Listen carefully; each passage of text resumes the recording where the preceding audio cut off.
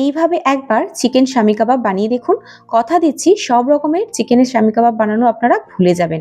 ভীষণ সহজ একটা রেসিপি, আর সবথেকে সহজভাবে কিভাবে বানানো যায় সেই রেসিপিটাই আজকে আপনাদের সাথে আমি শেয়ার করেছি। আর এটা বানানোর জন্য খুবই অল্প পরিমাণ চিকেনের প্রয়োজন হয়, বেশি মাংসও লাগে না।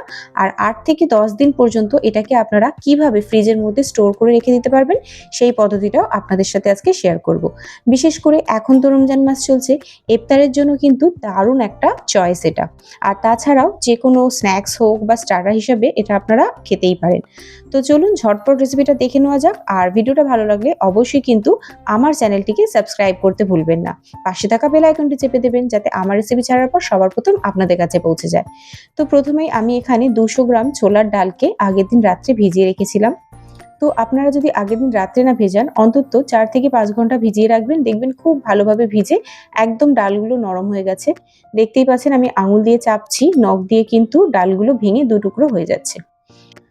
আর আমি ডালটাকে 3-4 বার ভালো করে ধুয়ে নিয়েছিলাম, পরিষ্কার জল যতক্ষণ না হয়ে যাচ্ছে। সেটাকে প্রেসার কুকারের মধ্যে দিয়ে দিলাম। আর এখানে দেখতেই পাচ্ছেন আমি কয়টুকুনি পরিমাণ চিকেন নিয়েছি, বোনলেস চিকেন নিয়েছি। ওই ধরুন 200 থেকে 250 গ্রাম মতন চিকেন হবে। আর দুটো মিডিয়াম সাইজের পেঁয়াজকেও বড় বড় করে কেটে এর মধ্যে দিয়ে দিলাম। আর 8-10টা মতো কাঁচা লঙ্কা নিয়েছি, 1 ইঞ্চি মতো আদা আর 8-10টা রসুনের কোয়া। সবগুলোকে এর মধ্যে গোটাই দিয়ে দিলাম। পরিমাণ মতো নুন দিয়ে দিলাম। এর মধ্যে দিয়ে দিচ্ছি ধনে গুঁড়ো। এই ধনেটা আমি বাড়িতেই গুঁড়ো করা। আর জিরে গুঁড়ো, এই জিরেটাও আমি কিন্তু বাড়িতেই গুঁড়ো করেছি। আর তার সাথে দিয়ে দেবো সামান্য একটু পরিমাণ কালো মরিচের গুঁড়ো। আর এখানে মোটামুটি 30 থেকে 40 গ্রাম মতো সর্ষের তেল দিয়ে দিলাম। তার সাথে দিয়ে দিচ্ছি গুঁড়ো গরম মশলা। আর একটু অল্প পরিমাণ হাফ বাটি মতন জল দিলাম। আচ্ছা, ধনে আর জিরেটা কিন্তু আমি 1 টিস্পুন করে ব্যবহার করেছি। খুব বেশি জল দেব না, না তো কিন্তু এটা ভীষণ পাতলা হয়ে যাবে। তাই অল্প জল দিয়ে এটা 2-3টে সিটি তুলে নেব। তারপর কুকারের ঢাকনাটা খুলবো না, ওই একইভাবে রেখে দেবো যতক্ষণ না পুরো হাওয়াটা নিজে থেকেই বেরিয়ে যাচ্ছে। তো এটাকে এবার কুক করে নিই। তো এটা যখন সম্পূর্ণভাবে হাওয়াটা অটোমেটিক কুকার থেকে বেরিয়ে গেছে, আমি ততক্ষণ পর্যন্ত ঢাকনা কিন্তু খুলিনি। আর এখন কিন্তু খুব ভালোভাবেই সমস্ত কিছু সিদ্ধ হয়ে গেছে। আর ডালের ওপর থেকে আমি চিকেনগুলোকে এবার তুলে নিচ্ছি। চিকেনগুলোকে একটু হাত দিয়ে ভেঙে ভেঙে নেব, কারণ এই সবগুলোকেই আমাদের একটু মিক্সি জারের মধ্যে ঘুরিয়ে পেস্ট তৈরি করে নিতে হবে। তো চিকেনের টুকরোগুলো বড় থাকলে কিন্তু সেক্ষেত্রে ভালোভাবে সেটা পেস্ট হবে না। সেই কারণেই চিকেনগুলোকে আমি এইভাবে ছোট ছোট করে টুকরো করে নিলাম। এবার মিক্সি জারের মধ্যে চিকেনগুলোকে দিয়ে দিচ্ছি। তারপর এর মধ্যে যে ডাল আর বাকি মশলাগুলো দিয়েছিলাম সেটাকেও দিয়ে দেবো। যতটা পরিমাণ মনে হবে যে বাটা যাবে ততটা পরিমাণ করেই দেব। আর প্রয়োজনে কিন্তু এখানে জল ব্যবহার করব। তো খুবই সামান্য পরিমাণ জল ব্যবহার করে আমি কিন্তু ডাল আর চিকেনটাকে একদম দেখতে পাচ্ছেন মিহি করে এখানে বেটে নিয়েছি। আর এর মধ্যে দিয়ে দিচ্ছি ধনেপাতা কুচি আর সামান্য একটু বেকিং সোডা। জাস্ট আমাদের শামি কাবাবগুলো যাতে একটু ফ্লাফি হয় সেই কারণে। এবার সবগুলোকে হাত দিয়ে ভালো করে মিশিয়ে নিচ্ছি। প্রত্যেকটা উপকরণ যেন খুব ভালোভাবে মিশে যায়, বিশেষ করে বেকিং সোডাটা। তো এখানে মাখা হয়ে গেছে। এবার আমি কি করব, যতটা পরিমাণ আমার লাগবে একটা করে এখান থেকে শামি কাবাবের জন্য পোর্শন কিছুটা করে নিয়ে নিচ্ছি। আর হাতটা আমি জল দিয়ে ভিজিয়ে নিয়েছি। জল দিয়ে হাতটা ভেজানো থাকলে কিন্তু শামি কাবাবের শেপটা দিতে খুব সুবিধা হবে। সেক্ষেত্রে হাতে বেশি সেটে যাবে না। শুকনো হাতে কিন্তু একটু চিটচিটে লাগে, সেটে যায়। দেখতে পাচ্ছেন আমি একটু বড় বড় সাইজের কিন্তু এখানে করেছি। আপনারা আপনাদের পছন্দ মতো যে কোনো শেপই কিন্তু দিয়ে নিতে পারেন। খুবই ঝটপট হয়ে যায় রেডি, কোনো ঝামেলা নেই। আর এগুলো কিন্তু এখন অলরেডি যেহেতু কুক আছে, তাই একটু বড় বড় করলেও কোনো অসুবিধা নেই, ভেতরে কিন্তু কাঁচা থেকে যাবে না। তো আমি একটু ছোট আকারের কিছুটা বানিয়েছি আর কিছুটা বানিয়েছি একটু বড় আকারের। তো দেখতে পাচ্ছেন ওইটুকুনি চিকেন দিয়ে আমার কিন্তু এখানে 2 প্লেট ভর্তি শামি কাবাব রেডি হয়ে গেছে। এগুলোকে সব আমি ফ্রিজের মধ্যে এইভাবে প্লেট সমেত রেখে দেবো। তারপর যখন কাবাবগুলো একটু শক্ত হয়ে যাবে সেটাকে কন্টেনারের মধ্যে ঢাকা দিয়ে ফ্রিজের মধ্যে রেখে দেবো। 8 থেকে 10 দিন পর্যন্তও কিন্তু ভালো থাকে, খারাপ হয় না।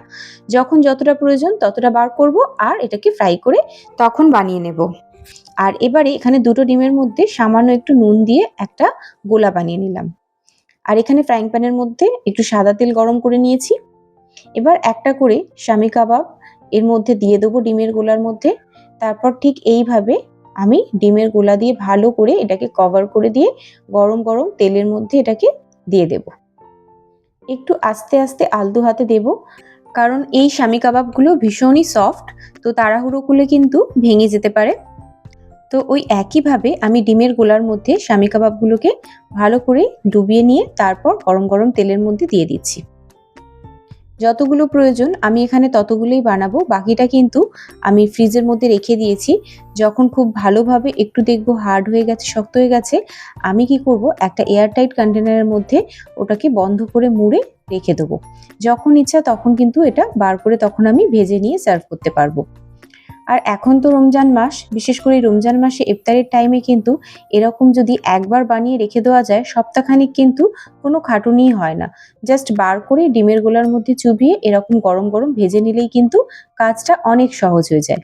আর তাছাড়াও বাড়িতে যদি গেস্টও আসার কথা থাকে আগে থেকে বানিয়ে ফ্রিজে স্টোর করে রেখে দিতে পারবেন, বা স্ন্যাক্স হিসাবেও এটাকে কিন্তু আপনারা যখন ইচ্ছা বানিয়ে খেতে পারেন।